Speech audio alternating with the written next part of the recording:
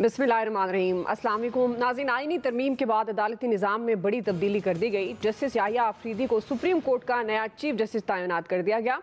Chief justice काजी फाइज ईसा की तजवीज़ और पार्लिमानी कमेटी की नामजदगी के बाद सुप्रीम कोर्ट के नए चीफ जस्टिस की तैनाती हुई। जस्टिस याहिया अफरीदी 26 अक्टूबर को अपने ओहदे का हल्फ उठाएंगे और वो 3 साल के लिए चीफ जस्टिस होंगे। नाज़रीन, supreme court bar association, Sindh high court bar association और लाहौर बार एसोसिएशन ने जस्टिस याहिया अफरीदी को सुप्रीम कोर्ट का नया चीफ जस्टिस तैनात होने पर मुबारकबाद पेश की और कहा कि उनकी तकर्री अदलिया और मुल्क भर के लिए बेहद सूदमंद साबित होगी। 26वीं आईनी तरमीम की मंजूरी के बाद ज़ेर समात दरख्वास्तें आईनी बेंच को भेजने का अमल शुरू हो गया है। आज जस्टिस मंसूर अली शाह की जानिब से बरतरफ मुलाजमीन की बहाली की दरख्वास्तों से मुतल्लिक पहला केस आईनी बेंच को भिजवा दिया गया और ये बताया जा रहा है कि मुल्क भर की अदालतों में ज़ेर समात 40% दरख्वास्तें आइंदा माह तक आईनी बेंचेस को ट्रांसफ़र कर दी जाएंगी और ये उम्मीद जाहिर की जा रही है कि आईनी तरमीम के बाद 20 लाख से ज़ायद केसेस के साइलिन को कम वक्त में इंसाफ की फराहमी मुमकिन होगी।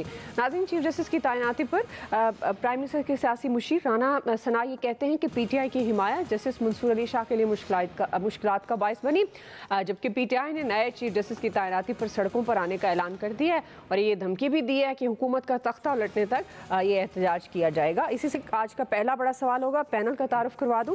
प्रोग्राम में मेरे साथ मौजूद हैं अयाज खान साहब, आमिर इलियास राना साहब, फैसल हुसैन साहब, नवीद हुसैन साहब और मोहम्मद इलियास साहब। आप सबका शुक्रिया।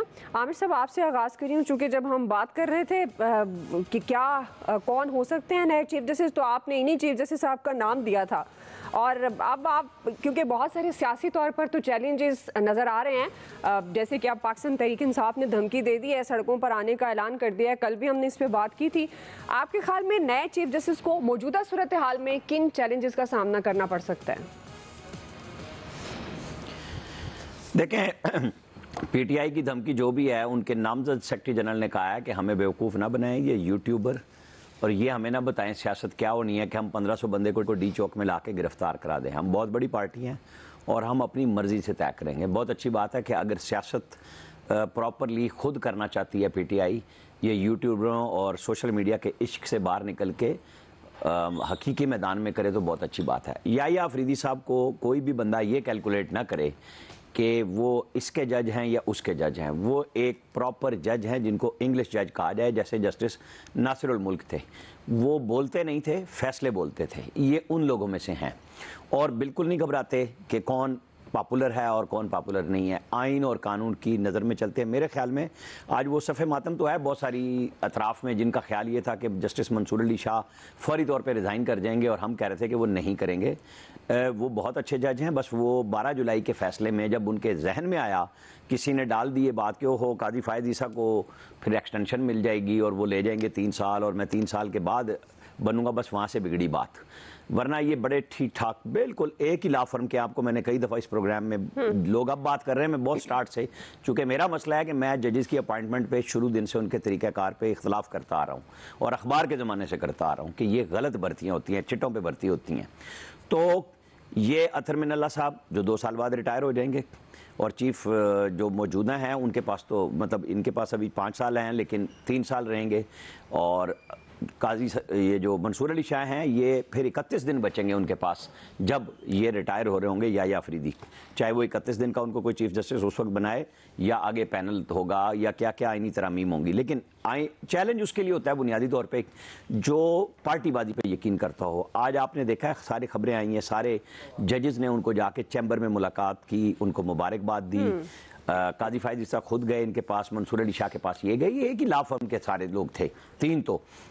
तो ये कैसे मुमकिन है कि इस तरह की डिवीजन हो जो लोग डॉलर कमाने के लिए यूट्यूब पे रोज़ाना झूठ बोलते हैं। वो कह रहे थे ये कंप्रोमाइज़ जज होगा और आज वो कह रहे हैं नहीं, उन्होंने एक नई टीम बना ली है और वो चीफ जस्टिस के साथ खड़े होंगे। भाई वो अपनी अदालत के साथ खड़े हैं। कोई ना शहबाज शरीफ सोचे, ना इस्टेब्लिशमेंट सोचे कि वो याहिया अफरीदी से मर्जी के फैसले ले लेंगे, ना PTI सोचे कि वो उनके खिलाफ फैसले देंगे। आपको हम मिसाल दें, जनरल ज़ियाउल हक से लेकर जनरल राहिल शरीफ और बाजवा तक जिसने जो भी मर्जी फांसी से लगाए, सब उनके गले पड़े। एक्सटेंशन दी इमरान ने, जनरल बाजवा ने उनका किला उखाड़ा, नवाज शरीफ ने उनको अपॉइंट किया, नवाज शरीफ को उन्होंने बाहर निकाला। ये जो सोच के ये लगाते हैं वो फिर भुगतते हैं। तो मेरे ख्याल में याह्या अफरीदी साहब एक नई शुरुआत करेंगे। एक तो आईनी कोर्ट बेंच बन जाएगा अलग, तो बहुत सारे मखमसे से वो बाहर हो जाएंगे, और जो आम आदमी के इंसाफ के लिए सुप्रीम कोर्ट में तकरीबन 6 सीटें बढ़ाई जानी है अगले दिनों में, और वो जज जो कम से कम 5 रुकनी बेंच बनेगा आईनी अदालत का, तो 6 जज नए और आके वो जो स्पीडी जस्टिस है वो मिलेगी लोगों को। और फिर हाई कोर्ट के जजों के लिए, जिस पर वो लोग बहुत तड़प रहे हैं कि जी ये मैकेनिज्म पार्लियामेंट के पास आएगा, भाई क्यों ना आए, अगर जज काम नहीं करते तो वो रिपोर्ट खुद मुतलका हाई कोर्ट के चीफ जस्टिस ने भेजनी है कि मेरे पास ये 30 जज थे, इनमें से इतनों ने ये काम किया इस साल में और इतनों ने नहीं किया, तो वो रिपोर्ट बोलेगी, वो कोई पार्लियामेंटेरियन ने खुद से तो नहीं बनानी। लिहाजा अगर पार्लियामेंट का एहतसाब अवाम करते हैं और वो फैसला करने की यहाँ कहानी बनाई जाती है, क्यों ना जजों की करे भाई एहतसाब। ये कोई ऊपर से उतरे हुए हैं कि अपना काम भी ना करें और कोई पूछे भी ना इनको, ये तनख्वाहें भी खुद बढ़ा लें, पेंशन भी 100% कर लें, बुक वैल्यू पे घर भी गाड़ी भी ले जाएं, क्यों भाई रिटायरमेंट के बाद 2-2 यूनिट बिजली के इनको फ्री मिले, तो फिर काम करें ना आके। मेरे ख्याल में याह्या अफरीदी साहब एक नया टर्न होगा। केपी से पहले चीफ जस्टिस आ रहे हैं, एक्स फाटा से आ रहे हैं, और बड़ी उन लोगों को हो, इनके वालिद भी बड़े अच्छे ब्यूरोक्रेट थे। मुझे लगता है जैसे काजी फायद ईसा के ऊपर एक एतराज जरूर है, लेकिन वो सीधे चलने वाले लोग थे, ये आएंगे फैसले करेंगे और हमारे मामला तवक्को रखनी चाहिए कि बेहतर हो जाएंगे आम आदमी के। जी नवीद साहब। अच्छा दुआ देखिए, ये जो मेरे ख्याल में एक बड़ी आइडियल सिचुएशन खींची जा रही है कि जो कुछ हो गया बहुत अच्छा हो गया, बहुत अच्छा हो गया, लेकिन जिस तरीके से हुआ मेरे ख्याल में वो उसके ऊपर आवाज़ें उठ रही हैं, उसके ऊपर लोकली भी आवाज़ें उठ रही हैं, उसके ऊपर इंटरनेशनली भी आवाज़ें उठ रही हैं। आज देखें यूएन के जो इंसानी हकूक़ के सरबराह हैं, उन्होंने ये बात की कि ये जो 26वीं तरमीम की गई है, इससे पाकिस्तान में जो इंडिपेंडेंस ऑफ जुडिशरी है, यानी जो अदलिया की आज़ादी है, उसको एक बहुत बड़ा धचका लगा है। अच्छा, इससे पहले एक दिन पहले जो है वो इंटरनेशनल कमीशन ऑफ ज्यूरिस्ट जो था, उनकी तरफ से रिपोर्ट आई, उन्होंने जो है इस 26वीं तरमीम में जिस तरह से जुडिशरी को जो है वो पार्लियामेंट के मातहत लाने की कोशिश की है, उसके ऊपर उन्होंने कहा कि इससे अदलिया की आज़ादी जो है उसको एक बहुत संगीन धचका लगेगा। अच्छा, अब ये भी था कि अगर तो गवर्नमेंट की तरफ से जस्टिस मंसूर अली शाह को की नामजदगी कर दी जाती है, अगर यही पार्लियामेंट्री कमेटी जो बैठी जिसने जो है वो जिसने फैसला करना था, अगर वो जस्टिस मंसूर अली शाह का फैसला कर देते, तो मेरे ख्याल में जो लॉयर्स की तरफ से और जो अपोजिशन की तरफ से जो एक नैरेटिव क्रिएट किया जा रहा था, तो वो उसको काफी हद तक मेरे ख्याल में काउंटर करने में कामयाब हो जाते। लेकिन सीनियरिटी लिस्ट पे तीसरे नंबर के जज को लाने से इनका बेसिकली ये 26वीं तरमीम के पीछे जो मकासद थे, मेरे ख्याल में वो खुल के सामने आ गए कि ये 26वीं तरमीम जो थी, इसमें ना अवाम का कोई अवाम के मफाद की कोई चीज़ थी, ये इनके अपने जो ईगो हैं, इनके अपना जो अना है, ये उसकी तस्कीन के लिए इन्होंने किया कि वो दो जजेस जो कि रिजर्व सीट के जो बेंच था उसमें शामिल थे, उन 2 जजेस को, यानी पहले नंबर पे और दूसरे नंबर पे जो जज हैं, उनको जो है सुपरसीड करने के लिए ये सारी तरमीम का जो है ये सिलसिला किया गया। अच्छा, ये मजे की बात ये है कि और ऑन रिकॉर्ड है, हमारे डिफेंस मिनिस्टर ख्वाजा आसिफ साहब ने कहा कि जी ये आएंगे और ये जो इलेक्शन जो है उसका ऑडिट करेंगे। देखिए ना, वो खदशात तो उनका तो बरमला इजहार कर रहे थे यही जो गवर्नमेंट में बैठे हुए लोग हैं, और फिर बिलावल भुट्टो जरदारी साहब ने भी आखिर में जो है वो जस्टिस मंसूर अली शाह के ऊपर जो है वो सवालात उठा दिए थे। तो गवर्नमेंट का एक ही मतमे नजर था कि जितनी तेजी से फिर ये तरमीम के लिए, देखिए ना, आधी रात को सेशन बुलाए जा रहे हैं, आधी रात घसीट के लोगों को, बीएनपी के सेनेटर्स को जिस तरह से लाया गया, पीटीआई के मेंबर्स को जिस तरह से खरीदा गया, तो एक ही अब इनके जहन में एक ही चीज थी, वो जस्टिस मंसूर अली शाह का रास्ता रोकना, और वो उन्होंने जो है रोक लिया। तो मेरे ख्याल में इससे जो है वो लॉन्ग टर्म में मैं ये कहूंगा कि लॉन्ग टर्म में पाकिस्तान में रूल ऑफ लॉ, पाकिस्तान में इंडिपेंडेंस ऑफ जुडिशरी, पाकिस्तान में जमहूरियत और जमहूरी इक़्तिदार को जो है एक बहुत बड़ा नुकसान पहुंचेगा। जी अयाज साहब, आप भी ऐसे समझते हैं? कौन सी चैलेंजेस है जिसका सामना रहेगा? क्योंकि आप समझ रहे थे कि शायद वो जो मौलाना साहब से इनकी बातचीत हुई है और उन्होंने ये कोई कंडीशन रखी कि मंसूर अली शाह होंगे। उनकी कमिटमेंट थी फजल रहमान साहब से, वो मैं आपको बार बार बताता हूँ कि आखिरी दिन तक वो यही कह रहे थे कि नोटिफिकेशन पहले कर दें मंसूर अली शाह साहब का एज चीफ जस्टिस। अब सच्ची बात तो ये है कि ये जो 3 टॉप इस वक्त सीनियर जजेस थे, गवर्नमेंट की ये तीनों चॉइस नहीं थे, इसमें तो कोई शक वाली बात ही नहीं है। मतलब वो होता है ना कि आप जब कोई चूज करने जा रहे होते हैं कि आप कहते हैं कि ये तो बहुत ही शदीद मुखालिफ है, ये तो फारिग हो गया और ये दूसरे वाला भी ऐसे ही है, चलें ये शायद मुखालफत हमारी कम करेगा, जो गवर्नमेंट का माइंड था इस हवाले से। मैं सुनता भी रहा हूँ ना, ये कहते रहे कि ये एक जैसे ही हैं, कोई फ़र्क नहीं है, अनप्रडिक्टेबल भी हैं। या अफरीदी साहब बिल्कुल ठीक है, मंसूर अली शाह साहब को चीफ जस्टिस ना बना के इन अ वे गवर्नमेंट ने अपनी हुकूमत बचा ली इन्होंने, ये जो इस वक्त सेटअप है, क्योंकि इनको लग रहा था कि वो शायद फॉर्म 47, क्योंकि फॉर्म 47 के सहूलतकार तो अल्लाह के फजल से 25 को रिटायर होकर जा रहे हैं, और वो आइन और जमहूरियत और पार्लियामेंट पे इतना यकीन रखते थे कि उन्हें जब कोई महसूस भी हो जाता था, कहीं से बू भी आ जाती थी कि ये कोई तरमीम करने जा रही है गवर्नमेंट, तो पूरी सहूलतकारी करते थे। प्रोसीजर वो जो है प्रैक्टिस एक्ट आपके सामने है, उनके जमहूरियत की वो ख्वाहिश पे बनाया गया था, फिर उन्हीं की ख्वाहिश पे वो उसको बदल दिया गया, क्योंकि वो फिर जमहूरियत की ख्वाहिश उनकी ख़त्म हो चुकी थी उस वक्त। तो वो तो एक पार्टी के लिए वो शायद बहुत बड़े काम कर गए हैं। बिलावल साहब बहुत तारीफ कर रहे थे। मैं एक ही चीज़ कहता होता था उस वक्त भी जब वो बैठे होते थे किसी अदालत में, कि जज को बायस नज़र आ जाए मुझे ज़्यादा फ़र्क नहीं पड़ता, कोई चीफ जस्टिस अगर बायस नजर आएगा ना किसी हवाले से, तो मुझे उससे फर्क पड़ता है, क्योंकि मुझे उससे इंसाफ होने की तवक्को नहीं रहती। मुझे लगता है कि ये तो पहले एक माइंड सेट है इसका बना के बैठा हुआ ज़हन कि इसको तो मैंने छोड़ना नहीं है, और शायद बैक ऑफ माइंड वही सदारती रेफरेंस होगा। और वो भी वो जो सदारती रेफरेंस आया था, काजी साहब की जो दरख्वास्त मुस्तरद करने वालों में जस्टिस याहिया अफरीदी भी थे।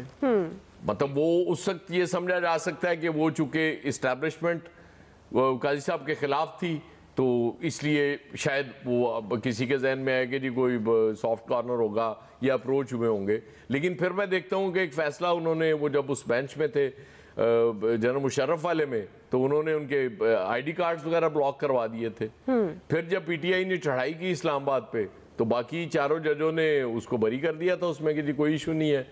इन्होंने इनका इख्तलाफी नोट था कि इमरान खान साहब के खिलाफ तौहीन अदालत की कार्रवाई होनी चाहिए, क्योंकि कमिटमेंट के बाद इन्होंने इस तरह किया है, तो इसलिए वो किसी के हवाले से भी प्रोटेक्टेबल तो नहीं हो सकते। ये जो मैंने 3-4 फैसले आपको और उनमें जो शिरकत थी उनकी उस हवाले से जो बात की है, तो शेखी तो गवर्नमेंट भी रहेगी, लेकिन जो असल चीज गवर्नमेंट की नजर आ रही है वो है आईनी बेंच।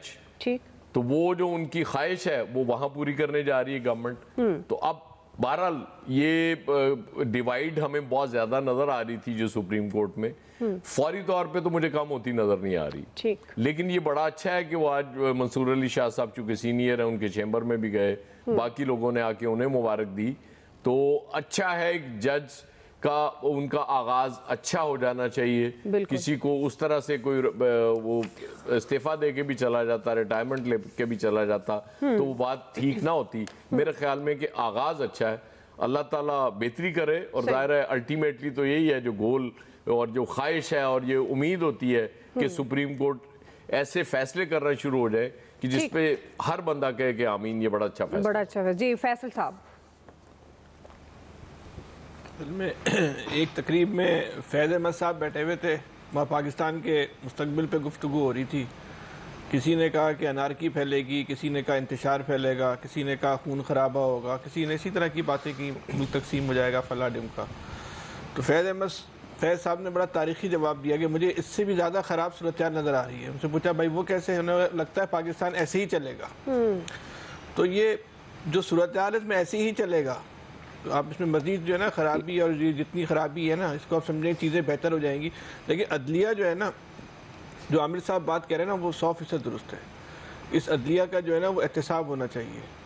आप अगर चौधरी इफ्तिखार से लेके आप शुरू हो जाएं, साकिब निसार, जस्टिस गुलजार, जितने भी चीफ जस्टिस आए, वो अच्छी रिवायतें कायम करके नहीं गए। उनके हवाले से कौम को ये उम्मीद नहीं हुई कि ये जो है मुल्क में इनके आने से जो है वो इंसाफ हो, बल्कि इनके फैसले जो है वो इस माशरे में, रियासत में बेचैनी का सबब बने। इसमें कोई जो है वो शक की बात नहीं है। मौजूदा चीफ जस्टिस के बारे में 25 के बाद बात कर लेंगे अगर आपकी इजाज़त हो तो, फिलहाल तो रहनी दें। ठीक है। तो ये नहीं हुआ, तो इस हद तक तो ठीक है कि इनके नहीं हुआ। लेकिन ये देखना ये है कि जो इस वक्त ये जो आइनी इस्लाहत या अदालती इस्लाहत जिनको नाम दिया गया, या अदालती इस्लाहत आई हैं, क्या ये मुल्क में इंसाफ के लिए आई हैं? क्या मुल्क में इसलिए आई हैं कि जो अदालतों के जो में इंसाफ ख़त्म हो गया था और दुनिया में जो पाकिस्तान का अदालती निज़ाम था वो आखिरी नंबर पर था, उसको ऊपर लाया जाए? या जो जजेस जो है वो जिस तरह वो पॉलिटिकल पार्टियों के एजेंट बन गए थे उस तरह लाया जाए? या करप्शन जो है वो बिल्कुल जो है वो आसमानों में हो गई थी। जस्टिस चौधरी इफ्तिखार जिसके लिए पूरी कौम सड़कों पर आ गई थी, आखिर में वो अपने बेटे से जो है वो धंधा करवा रहे थे। ये एक रिकॉर्ड की बात है। तो ये तो इस मुल्क के अंदर हुआ है कि जिसके लिए कौम ने इतनी बड़ी जो है कुर्बानी दी थी। तो लेकिन ये जो कुछ हुआ है ये क्या इस मुल्क के अंदर इंसाफ लाने के लिए हुआ है? नहीं। अगर हम ये मान भी लें तो ये वफाकी वज़रा कह रहे हैं कि नहीं, हमें खदशा था कि ये आके जो है हमारी हुकूमत का तख्ता उलट देंगे, ये फॉर्म 47 खोल देंगे। उनको ऐसी बातें नहीं करनी चाहिए थी। अगर ये जो सही काम भी किया है, ऐसे ये भी कहा जाता है कि इनकी कोई रिकॉर्डिंग है, होगी रिकॉर्डिंग, हो सकता है फॉर्म 47 खोल, तो उन्होंने ये बातें क्यों की? उन्होंने खुद जो है अपने इस फैसले को जो है वो मतनाज़ा जो है वो क्यों बनाया? अगर फॉर्म 47 अगर कोई खोल भी देगा तो इसका फिर खौफ क्यों है? इस मुल्क में फॉर्म 47 एक वो चीज़ है जिसका मुल्क के 24 करोड़ लोगों को पता है कि उसके अंदर क्या है। जी। हम अपनी मर्जी का उसमें सच बोल लेते हैं, अपनी मर्जी का उसमें जो है वो झूठ बोल लेते हैं। जिसकी जो सोच है उसके मुताबिक जो है वो गुफ्तगू कर लेता है, अपनी राय दे देता है।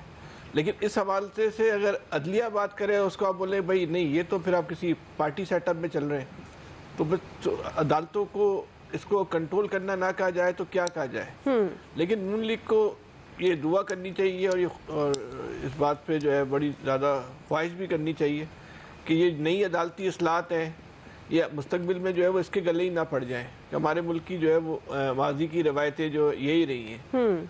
सिर्फ आप चौधरी इफ्तिखार की मिसाल ले लें, इस वक्त चौधरी इफ्तिखार की सबसे ज़्यादा मुखालफत नून लीग ही करती होगी, और उस वक्त चौधरी इफ्तिखार के सबसे बड़े वकील थे वो नवाज शरीफ साहब थे। उनकी जो तहरीक थी उसकी सारी जो है फंडिंग तक जो है वो नवाज शरीफ साहब जो है वो कर रहे थे। आखिर में उन्होंने क्या किया?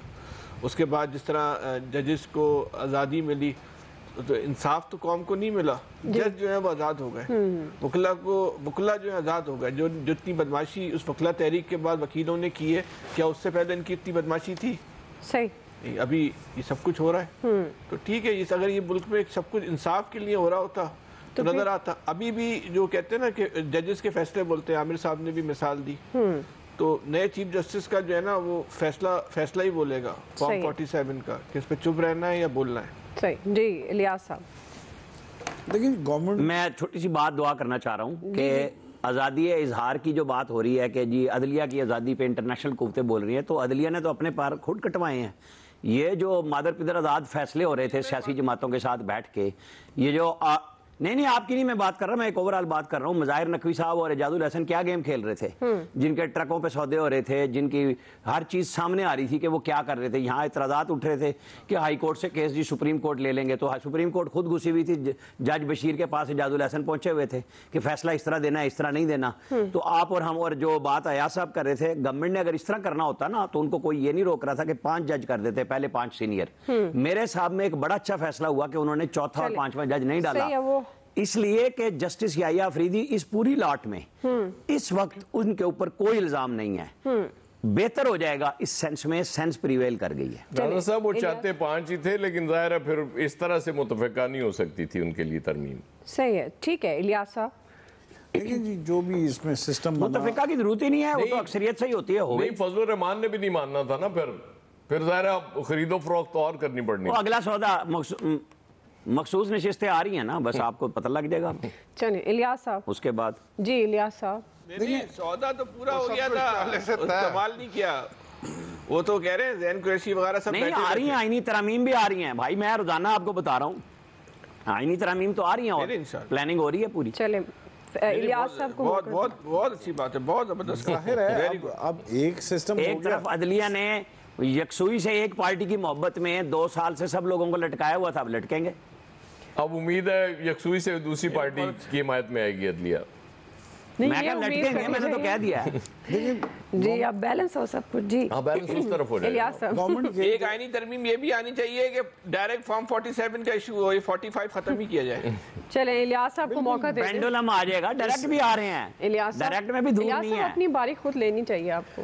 देखें वो हम तो डायरेक्ट वालों के साथ हैं, उसको सर फिर आप भी बेहतर बोलिए, होगा आप- जस्सियों से। अब मैंने आपको दे दिया मौका। जी देख जब मैं बोलूंगा फिर वो इलियास बोलता साहब है। कदम बढ़ाएं, हम आप आपके अपनी साथ तरफ की हैं। हिमायत नहीं करते, हम तो करते हैं। डायरेक्ट वाले हम बैट तो पकड़ते हैं, वो 4-5 बॉलें फेंकना शुरू कर देते फिर हैं। अच्छा वो बुनियादी तौर पर समझ नहीं गवर्नमेंट आती थे, किसकी गवर्नमेंट को बॉलें ना हो। गवर्नमेंट के वो जो फैसले थे गवर्नमेंट की, जाहिर है इस टाइम पीटीआई की गवर्नमेंट होती है, अगर उसके हक में फैसले ना आ रहे थे तो वो ये भी कोई अमेंडमेंट वगैरह करते, कोई आईनी तरमीम लेके आते, तो जाहिर है इन्होंने भी लेके आनी थी, अपनी सेफ्टी साइड ढूंढनी थी। गवर्नमेंट ने बिल्कुल एक वो किया जो उनका था, और गवर्नमेंट ने अपने सारे इत्तेहादियों को साथ मिला के बिल्कुल इसमें किया है ताकि उनके हक में फैसला आ सके। और अब देखें गवर्नमेंट चाह रही है कि वो अपने तमाम जो आगे जो इकदाम हैं उनकी गवर्नमेंट वो सही तरह चल सके, क्योंकि जो भी कोई फैसला करने लगते थे तो उनकी रुकावट आ जाती थी, और इस रुकावट को दूर करने के कोई फैसला करने के लिए कोई भी करते तो उनके खिलाफ होते थे। हालांकि गवर्नमेंट के हक में भी कोई फैसले आए थे इसी गवर्नमेंट में, लेकिन अब वो इससे ज़्यादा नहीं कर रहे थे। अब गवर्नमेंट चाह रहे थे कि स्मूथ उनको टाइम में अदलिया की तरफ से स्मूथ है कि उनको साइड मिले, तो अब वो गवर्नमेंट गवर्नमेंट ने कोशिश तो कर ली है अपनी, तो अब वो देख लेंगे। अब अगर जिस सिस्टम में जाहिर है वो सब यही कह रहे हैं कि 25 के बाद पता चलेगा, जो फैसले आने शुरू होंगे कि गवर्नमेंट अदलिया का क्या ट्रेंड आता है। तो जाहिर है जैसे आज जाके वो तमाम जजेस आपस में मिले, मुबारकबाद दी, तो इसमें यही पता चला कि अदलिया ने जो भी है वो इस पर खुश हैं कि आपस में इस सिस्टम को लेके चलें। लेकिन एक जो ट्रेंड था पहले के जो सीनियर मोस्ट था वो ख़त्म हो गया, अब वो एक नया इसमें आएगा, जो भी गवर्नमेंट इसमें पार्लियामेंट को भी शामिल कर लिया। तो लियाज़ भाई आपकी क्या राय है, नए चीफ जस्टिस को फॉर्म 47 खोलना चाहिए या नहीं खोलना चाहिए, आपकी राय क्या है लियाज़ भाई? देखिए अगर चीफ जस्टिस साहब खोलना चाहेंगे तो खोल लेंगे, अगर आईनी अदालत के सरबराह होंगे तो खुलेगा ना। आईनी वो तो ये तो नहीं सरबराह, आईनी वो दूसरी अदालत ही खोलेगी, तो अपनी अदालत को रखना है यार, बेंच परेशान आईनी बेंच आईनी बेंच अभी तो आईनी बेंच बनना है ना यार, अभी आईनी बेंच अपने बेंच पे रखना बहुत तेजी जा रहे हो यार, उसमें कौन से अपनी बेंच पे रख के बेचांगे, टेंशन ना लो। बड़ा बंदोबस्त ही उधर कीता गया सारा, उसमें जाहिर है अभी तो केसेस जाना शुरू हुए, ये सिस्टम जाहिर है इसका बर्डन जरा डिवाइड हो जाएगा, उसमें गवर्नमेंट को अपने लिए आसानी रह करेगी जो फैसले जिस तरह भी है, तो जाहिर है अदलिया ने इंडिपेंडेंट काम करना है। अब देखना है कि क्या, देखिए इंटरनेशनली क्रिटिसाइज होना शुरू हो गया, तो जज भी देखेंगे, चीफ जस्टिस साहब भी देखेंगे कि वो ऐसे फैसले करें कोई इस तरह उन पर झोल नजर ना आए। तो इसमें सारा ये नहीं होगा कि बिल्कुल जी वाइप आउट हो जाए, गवर्नमेंट एक वन साइड पर कर जाए।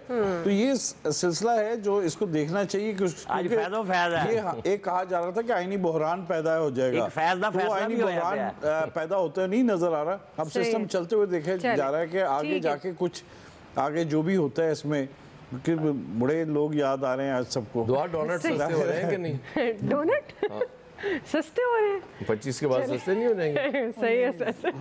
ब्रेक लेते हैं, बाद में तय करते हैं सस्ते हो रहे हैं डोनट या महंगे। बहरहाल ब्रेक से वापस आएंगे। दूसरा सवाल, वज़ीर ख़ज़ाना ने मौशी इस्लाहात को नागुज़ीर करार दे दिया। अब क्या हुकूमती सतह पर अवामी रिलीफ के लिए भी अदालती इस्लाहात जैसी तेज़ी देखने में आएगी, ये हमारा सवाल होगा। राय लेते हैं ब्रेक के बाद।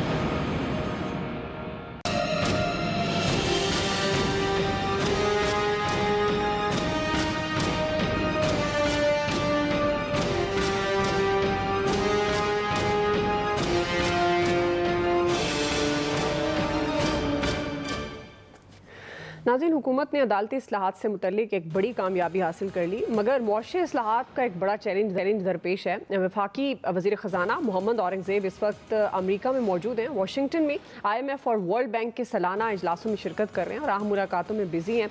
मुख्तलिफ इजलासों से खिताब किया उन्होंने और कहा कि मुआशी इस्लाहात उन्होंने कहा कि नागुज़ीर हैं और उसके बगैर कोई चारा नहीं। वफाकी हुकूमत के अखराजात का हुजम कम किया जा रहा है, इमदाद की बजाय सरमायाकारी पर इन्हसार करना चाहते हैं और खसारे में चलने वाले इदारों की निजकारी होगी। इसी से मुतालिक सवाल नवीद आपसे आगाज़ करी हूँ। चूँकि वज़ीर ख़जाना ने मुआशी इस्लाहात को नागुज़ीर करार दे दिया है, क्या हुकूमती सतह पर अवामी रिलीफ के लिए भी अदालती इस्लाहात जैसी तेज़ी देखने में आएगी? दुआ देखिए, अगर तो ये हुकूमती जो माशी इस्लाहात हैं इसके बारे में तो बारहा हम कह चुके हैं, बार बार इसी प्रोग्राम में बैठ के हमने बात की कि माशी इस्लाहात की ज़रूरत है। लेकिन माशी इस्लाहात यहाँ पे क्या मुराद ली जाती है? देखिए, पाकिस्तान में तो एक चीज़ सामने जो हमें नज़र आती है और बारहा मेरे ख्याल में इंटरनेशनल इकोनॉमिस्ट जो हैं वो भी इस पर बात कर चुके हैं कि पाकिस्तान में एक एलीट का पावर कैप्चर है। उस एलीट को जो है वो पाकिस्तान की माशी तरक्की से कोई गरज नहीं है, उनको सिर्फ और सिर्फ अपनी जो प्रिविलेजेस हैं उनको बचाना है। अगर उन्होंने अपने प्रिविलेजेस को नहीं बचाना और अगर उनको अवाम का जो है अवाम का उन्हें ख्याल है, तो आप देखें इस मालियाती साल के पहले क्वार्टर में जो तनख्वाहदार तबका है उससे ताजरों के मुकाबले में जो है वो 1550% ज़्यादा जो है वो टैक्स वसूल किया गया है। अब यहाँ पे ये भी देखें कि उसमें से जो सरकारी मुलाजमीन हैं उनका तकरीबन 28 अरब रुपए, टोटल 111 अरब रुपए जो है वो वसूल किए गए। उसमें से सरकारी मुलाजमीन जो थे उनसे 28 अरब रुपए जो है वो वसूल किए गए और बाकी जो 85 अरब रुपए थे, 83 अरब रुपए थे, वो उन लोगों से वसूल किए गए जो कि प्राइवेट सेक्टर में काम करते हैं, यानी कि हमसे। अब आपने ये तो कर लिया कि सरकारी मुलाजमीन से आपने 28 अरब रुपए इकट्ठे कर लिए, लेकिन आपने उनको साथ में जो 10 से 20% और 25% के दरमियान जो आपने उनकी सैलरी बढ़ा दी। लेकिन ये जो प्राइवेट सेक्टर में जो लोग काम कर रहे हैं उनके लिए क्या है? आप देखें पिछले साल जो इन्फ्लेशन रही वो 23% पे रही, 23% पे इन्फ्लेशन थी। ये वर्ल्ड बैंक ने कहा लोगों की बिजली के बिल जो थे उनके मकानों के किरायों से ज्यादा बढ़ गए थे। तो अगर गवर्नमेंट इस्लाहात करना चाहती है तो ट्रेडर से आपने वसूली क्या की ये देखना चाहिए कि आपने ताजर दोस्त स्कीम जो आपने इंट्रोड्यूस कराई थी उसके अंडर आपने क्या वसूल किया। तो अगर तो आपने इस्लाहात करनी है तो इस्लाहात जो है वो सबसे पहले उस सेक्टर से शुरू करें जो कि अपने आप से शुरू करें, अपने खर्चे जो है वो कम करें। जी, वो तनख्वाहदार तबके पे बोझ डाल के इस तरह से इस्लाहात नहीं होते। जी अयाज साहब, तो आपने पता नहीं कैसे अदालती इस्लाहात और मुआशी इस्लाहात को जोड़ने की कोशिश की है। देखिए, जब अदालती इस्लाहात होती हैं और नंबर भी कम हो गवर्नमेंट के पास, तो फिर तो उसमें तो पैसे देते हैं ना, फिर मराद देने का वो उसमें होता है कि जी ये आपको ये दे देंगे, बस वोट दे दें हमें। जब मुआशी इस्लाहात की बात आती है तो ये इनमें से कोई एक भी वहाँ नहीं बैठ के आपके लिए काम करेगा। ये आप सोच सकती हैं कि रात भर ये चल रहा हो सेशन कौमी असम्बली का, प्राइम मिनिस्टर सुबह 5:15 बजे खिताब कर रहा हो उससे, और ये नवीद सुना दे कि जी आज मैंने ये सरकारी मुलाजमीन और प्राइवेट मुलाजमीन का टैक्स आधा कर दिया है। ये सारी रात जाग के हमने इतनी मेहनत की है इस कौम के लिए, और आज से कोई देखेंगे को बंदा इस मुल्क में कोई नाजायज मुनाफाखोरी कर गया उसको उल्टा लटका देंगे, लेकिन ये नहीं हो सकता। उसकी वजह ये कि ये सारे मराहत याफ्ता तबके तो वहाँ बैठे हुए हैं, ये अपनी प्रोटेक्शन के लिए बैठे हुए हैं।